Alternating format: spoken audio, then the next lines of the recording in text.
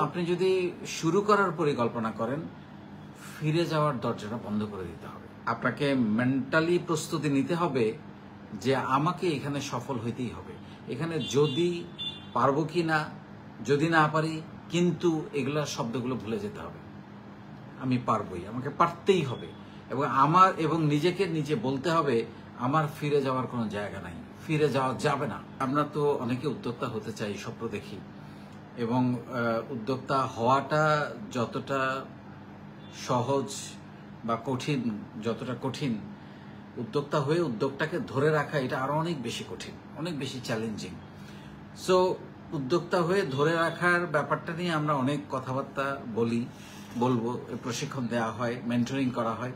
কিন্তু আজকে যেটা নিয়ে কথা বলবো সেটা হচ্ছে আপনি উদ্যোক্তা হতে চান, স্বপ্ন দেখেছেন, আপনি 90 দিনের প্রশিক্ষণ নিয়ে অনেকগুলো মিট আপ করে ট্রেনিং নিয়ে 16টা স্কিলস ডেভেলপ করে আপনি অভিজ্ঞতা অর্জন করেছেন, প্রশিক্ষণ নিয়েছেন, প্রশিক্ষণ আপনাকে অভিজ্ঞতা দেয়, সেই অভিজ্ঞতা আপনাকে সাহস দেয়, আপনি সাহসটা তৈরি করেছেন। এখন আপনি শুরু করতে যাচ্ছেন, কিন্তু শুরু করতে গিয়ে যেই প্রশ্নটা নিজেকে করতে হবে বা যে ভাবনাটা নিজেকে তৈরি করতে হবে, আচ্ছা দেখি না, যদি না পারি আবার ব্যাক করব, আবার চাকরিতে ব্যাক করব বা অন্য কিছু একটা করব। বা অনেকে হয়তো চাকরি করছেন, এখন চিন্তা করলেন যে আমি ব্যবসা করব। আমি অনেককে দেখেছি যে চাকরি থেকেই, ভালো ভালো চাকরি থেকে ব্যবসাতে এসে 1 বছরের মাথায় আবার চাকরিতে ব্যাক করেছেন। আমি অনেক জনকে চিনি এরকম। এটা করা যাবে না। তার ডিটারমিনেশনে ঝামেলা ছিল। সে ভেবেছে আচ্ছা দেখি না যদি পারি। এই যে দেখি না যদি পারি, এইটাই সর্বনাশটা করে দেয়। এইটাই সিরিয়াসনেসটা আপনাকে আপনার লক্ষ্যটা ভ্রষ্ট করে দেয়। এটার মধ্যেই একটা যদি কিন্তু পারবো কি না এই ভাবনাগুলো তৈরি হয়। কেন পারবেন না? আরেকজন পারলে আপনি কেন পারবেন না? মানুষই তো করছে এটা। তাইলে তারপরে অনেকে হয়তো চিন্তা করেন যে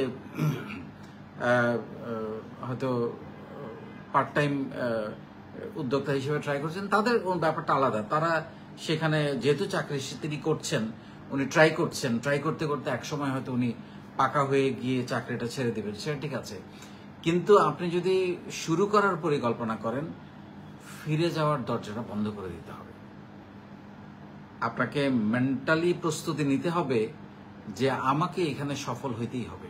এখানে যদি পারবো কি না, যদি না পারি, কিন্তু এগুলা শব্দগুলো ভুলে যেতে হবে। আমি পারবই, আমাকে পারতেই হবে এবং নিজেকে নিজে বলতে হবে আমার ফিরে যাওয়ার কোনো জায়গা নাই, ফিরে যাওয়া যাবে না, আমাকে এখানে সফল হতে হবে। হ্যাঁ, আপনাকে আবার জানতে হবে কোথায় থামতে হয়। যেমন আমরা যে লেগে থাকার কথাটা বলি, সেটা হচ্ছে যে আপনাকে হয়তো আপনি একটা জিনিস নিয়ে আপনি শুরু করেছেন, সেটাতে হয়তো আপনি সফল হতে পারলেন না, আপনাকে আরেকটা ইমিডিয়েটলি শুরু করে দিতে হবে। মানে আপনার ওই প্রচেষ্টা, মানে উদ্যোক্তা হিসেবে সফল হওয়ার প্রচেষ্টায় লেগে থাকতে হবে। মানে ইট ইজ নট নেসেসারি আপনি যেটা নিয়ে কাজ করবেন। আমার ব্যক্তিগত অভিজ্ঞতায় আমি যে কয়েকটা ব্যবসা করি, সেখানেও দেখা গেছে আমি যেটা নিয়ে শুরু করেছি, পরবর্তীতে দেখা গেছে যে ওইটা নিয়ে আর খুব বেশি আগানো যাচ্ছে না। কোম্পানি ঠিক আছে, নাম ঠিক আছে, প্রোডাক্ট সার্ভিস চেঞ্জ হয়ে গেছে। হতে পারে এটা নানান কারণে হতে পারে। তো সেই জন্য, বা হয়তো আমি 2-3টা প্রোডাক্ট চিন্তা করেছিলাম, 4 নাম্বার প্রোডাক্টটা গিয়ে ক্লিক করেছে, সেটাও হতে পারে। তো এরকম ভাবে আপনাকে এমন ভাবে শুরুটার প্রতিজ্ঞা করতে হবে এবং নামতে হবে, সেটা হচ্ছে যে ফিরে যাওয়ার দরজাটা তালা লাগিয়ে দিতে হবে। যে আমি এখানে ফেল করব না, আমি ফেল করতে পারি একটাতে প্রচেষ্টায়, দ্বিতীয় প্রচেষ্টায়, কিন্তু আমি আবার উঠে দাঁড়াবো, পড়ে গিয়ে আবার শুরু করব, আবার দৌড়াবো। এই দৌড়ানোর প্রচেষ্টাটা, যে আমি না পারলে আবার চাকরিতে ফেরত আসবো, বা না পারলে আবার ছেড়ে দিব, আমাকে দিয়ে হবে না, অন্য কিছু ট্রাই করব, এই চিন্তাটা মাথা থেকে ঝেড়ে ফেলতে হবে আপনি যদি একজন উদ্যোক্তা হতে চান। সো আমি আবারও বলছি, কারণ এটা একটা নিজের সঙ্গে নিজের একটা কমিটমেন্ট, এটা একটা আত্মবিশ্বাস, এটা একটা আকাঙ্ক্ষা। এই আকাঙ্ক্ষা আপনি তো ধূলিসাৎ করে দিতে পারেন না। কারণ আপনি তো আমাদের নর্মালি যেটা হয়, আমাদের বেশিরভাগ ক্ষেত্রে 90% পর্যন্ত মানে বা 95% পর্যন্ত প্রচেষ্টা করে 5%-এর জন্য বা 10% সময়ের জন্য বা 10% অতিরিক্ত এফোর্টের জন্য সে কিন্তু পেছনে চলে আসে, সে কিন্তু ছেড়ে দেয়।